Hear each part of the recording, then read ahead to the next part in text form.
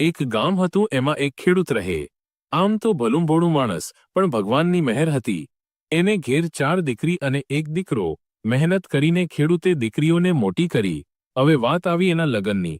3 મોટી દીકરીઓના નસીબ સારા હતા. એ ત્રણેયને તો ધનવાન અને મોભાદાર કુટુંબમાં પરણાવી, જ્યાં દૂધની મોણ અને સોનાની ચણાએ. પણ જે સૌથી નાની દીકરી હતી, એના ભાગ્યમાં કદાચ ગરીબી લખેલી હતી. એના લગ્ન એક સાવ ગરીબ ઘરમાં થયા, જ્યાં પેટ પૂરું ચાલે એટલું જ મળે, બીજું કાંઈ નહીં. સમય વીત્યો. એક દિવસ દીકરાને ઘેર મોટો પ્રસંગ આવ્યો. દીકરાએ ઘેર શંકર ભગવાનના ભજન અને શિવકથાનું આયોજન કર્યું. આજુબાજુના ગામોમાંથી સગા વહાલાને તેડાવ્યા. ભાઈને મન તો ત્રણેય મોટી બહેનોનું માન મોટું. તરત જ દીકરાએ ખાસ વ્યવસ્થા કરી.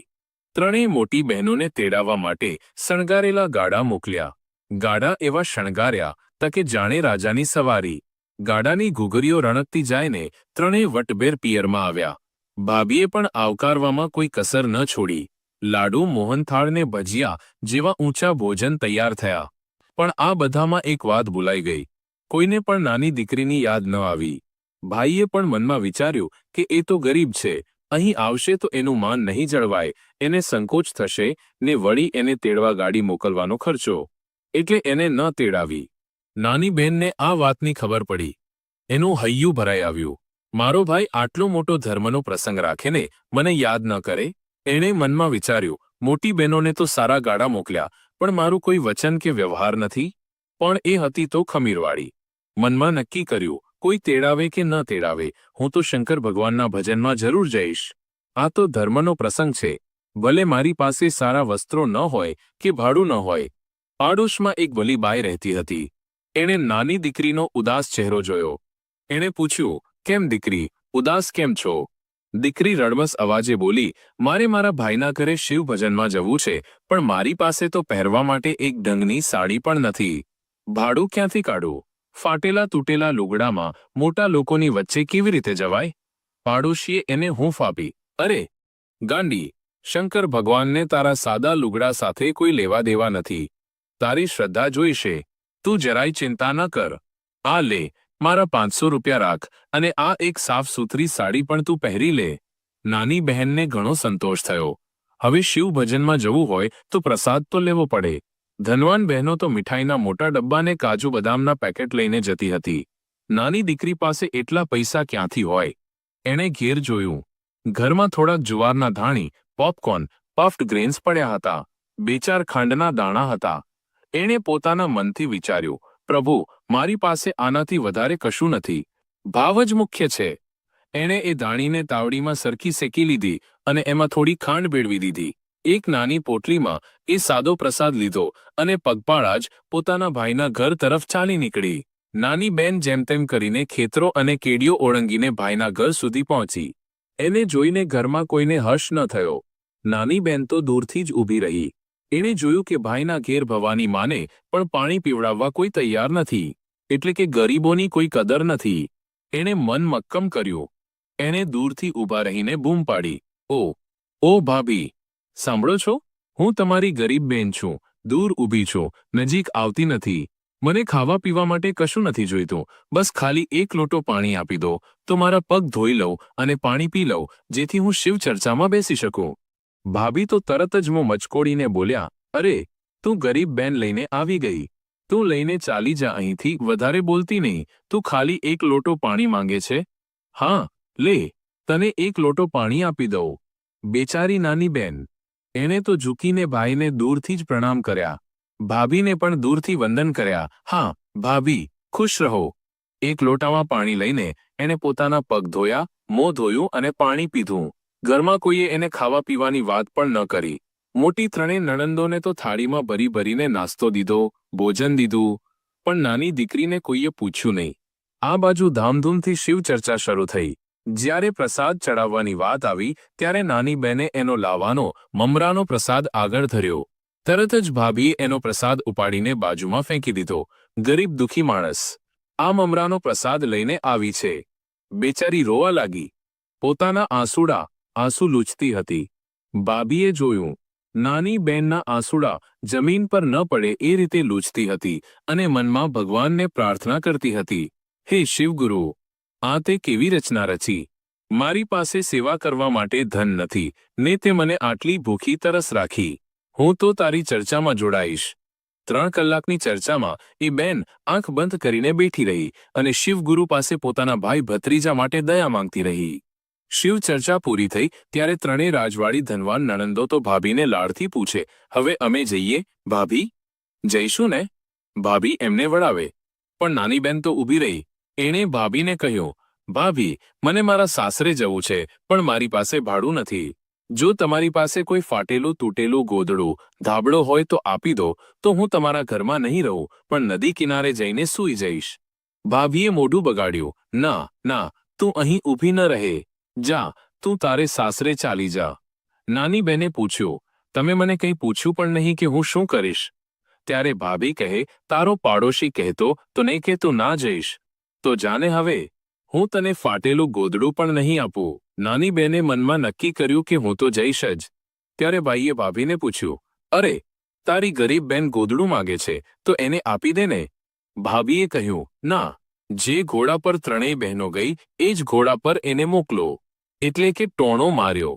ત્યારે ભાઈ હાથ જોડીને બોલ્યો, હે ભગવાન, તે કેવો દિવસ બતાવ્યો? ઘરમાં કોઈ ચારો નથી, કંઈ બચ્યું નથી કે હું મારી બહેનને સાચવી શકું. અમે અમારી બહેનને ન પૂછી એને ફાટેલા લુગડા પણ ન આપ્યા. પછી ભાઈ દોડ્યો. જે ફાટેલું તૂટેલું ગોદડું હતું એ લઈને આવ્યો અને કહ્યું, લે બેન, આ ફાટેલું ગોદડું તું રાખ અને નદી કિનારે જઈને સૂઈ જા. મોટી બહેનો તો પોતાનો પ્રસાદ ખાઈ પીને ખુશામત કરીને સૂઈ ગઈ. પણ ભાઈના મનમાં દુઃખ થયું. આખરે તો અમે એક જ મા બાપના સંતાન છીએ, કંઈક તો ભાઈ બહેનનો પ્રેમ હોવો જોઈએ ને. એણે તરત જ એક થાળીમાં ગરમ દાળ, ભાત, શાક, દૂધ અને 4 રોટલી મૂક્યા અને 1 લોટો પાણી લઈને ચૂપચાપ નદી કિનારે ગયો જ્યાં નાની બહેન સૂતી હતી. બહેન, આ તારા માટે ખાવાનું લાવ્યો છું. નાની બહેને જોયું તો આશ્ચર્ય થયું. ભાઈ, તમે અહીં? ભાભીએ તમને કાઢી મૂક્યા? ભાઈ રડી પડ્યો. ના બહેન, ભાભીએ મને નથી કાઢ્યો, પણ આખું કુટુંબ ખાય અને મારી નાની દુલારી બહેન ભૂખી સૂતી હોય તો મને કેમ કરીને ખાવાનું ગમે? મારું હૈયું નથી માનતું. જો તું નહીં ખાય તો હું પણ નહીં ખાઉં. બેને કહ્યું, ના ભાઈ, ભાભી જોશે તો ઝઘડો થશે, તમે ચાલી જાઓ. પણ ભાઈ ન માન્યો. બેનને ખવડાવ્યું અને બેન રડી પડી. બેને પણ ભાઈને પ્રેમથી ખવડાવ્યું. બંને ભાઈ બહેન રોતા રોતા દાળ ભાત ખાવા લાગ્યા. ભાઈ કહે, બહેન, જો ધન કોઈના બોટલમાં કાયમ માટે નથી રહેતું. આજે આપણી પાસે છે, કાલે તારી પાસે હશે. તું મારી વાત માની લે. ભાભી ભલે ગમે તે કહે, પણ તું આ શિવ ચર્ચામાં આવતી રહેજે. શિવગુરુ ક્યારેક તો તારા પર દયા કરશે. બંને ભાઈ બહેન રડતા રડતા ખાવાનું ખાઈને છૂટા પડ્યા. ભાઈ પાસેથી ગોદડું લઈને નાની બેન નદી કિનારે સૂતી. સવારે 3 વાગ્યા ત્યાં તો ભાભીની નીંદર ઉડી ગઈ. અરે રે, મારું સોનું ચાંદી તો લઈને નથી ચાલી ગઈ? ગરીબનો ભાવ ન પૂછ્યો, પણ ચોરીનો ડર લાગ્યો. ભાભી દોડતી બહાર આવી અને મનમાં વિચારવા લાગી, આ ગરીબડીને ભગાડી તો દીધી, પણ જો કદાચ મારી ધન દોલત લઈને ચાલી ગઈ હશે તો? ભાભી જોવા આવી. નાની બેન તો ત્યાં જ સૂતી હતી. ભાભીએ મનમાં વિચાર્યું, મોટી નણંદોને તો મેં બધું ખવડાવ્યું, બધું દીધું. હવે આ ખાલી હાથવાળી નણંદને કંઈક આપી દો, નહીંતર લોકો શું કહેશે? ભાભીએ એને જગાડી. અરે નણંદબા, પ્રણામ. હવે જાઓ છો? ઊભી રહો. આ લો, થોડુંક ધન અનાજ તો લેતી જાઓ. ઘેર જઈને ખાંડી કૂટીને ખાજો. એક મોટો કોથળો બડા ભરીને ભાભીએ ધાન અનાજ નાની બહેનના માથા પર મૂક્યો. મોટી ત્રણેય બહેનોને તો વસ્ત્રો, મીઠાઈ અને શિવગુરુનો પ્રસાદ આપીને વળાવી. પણ આને પ્રસાદ ન આપ્યો. નાની બેન માથા પર અનાજનો ભાર લઈને થોડી દૂર ચાલી ત્યાં તો એના પતિ સામે મળ્યા. શું છે આ માથા પર? પતિએ પૂછ્યું. એ ભાભીએ આપ્યું, ખાંડીને ખાવા માટે. પતિ ગુસ્સે થયો. તારો ભાભી? એ તો તારી મશ્કરી કરે છે, તારા પર અહેસાન કરે છે. હવે એની વાત નહીં કરવાની. આ થોડુંક દાન લઈને તું શું કરીશ? આપણા પેટ કેમ કરીને ભરાશે? ચાલ, આને પાછું આપી આવ. બહેને સમજાવ્યો.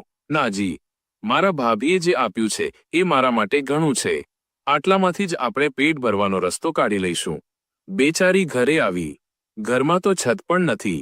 એને થયું, આ ધાનને આજે જ ખાંડી લઉં અને આજથી જ સૌભાગ્યશાળી બની જાઓ. એ ગરીબ બહેન ઘંટી લઈને બેઠી અને ભાભીને યાદ કરીને એક લોકગીત ગાવા લાગી. આજી ભાભોજી, અમે ભાભોજી સૌભાગના ધાને માથા કૂટી કૂટી ચાવ બાવા બનાવ્યું. હે ભાભી, અમે સૌભાગ્યશાળી બનીને આ ધાનને કૂટી કૂટીને ચોખા બનાવ્યા છે. જેમ જેમ એ ધાનને ખાંડતી ગઈ એમ એમ એના ચોખા ભરેલા કણસલા, અનાજ ભરવાની કોઠી, પાત્ર ભરાતા ગયા. એક જ ધાનના કોથળામાંથી એટલા બધા ચોખા થઈ ગયા. બેન તો ખુશ થઈ ગઈ.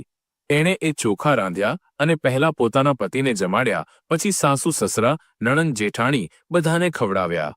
એ ગરીબના ધાનમાંથી સોનાનો ફણસ ચમત્કાર થયો હોય એમ ચોખા કૂટતી જાય અને છલકાઈ જાય. એ રોજ એ ગીત ગાતી, ગુણ્યા આજી ભાભોજી, અમે ભાભોજી સૌભાગના તારક ચિહ્ન ધાનમાંથી ચોખા બનાવીએ છીએ. એટલા બધા ચોખા ભેગા થયા કે એણે 2 કોઠીઓ મોટા છલકાઈ જતા પાત્ર ભરી દીધી. ત્યારે એણે પોતાના પતિને કહ્યું, સાંભળો છો, મારા ભાભીએ જે એક કોથળો ધાન આપ્યું હતું એને મેં કૂટ્યું તો ધાન કરતાં વધારે ચોખા થઈ ગયા છે. હવે એને રાખવાની જગ્યા નથી. એક કામ કરો, આ ચોખાને વેચી નાખો.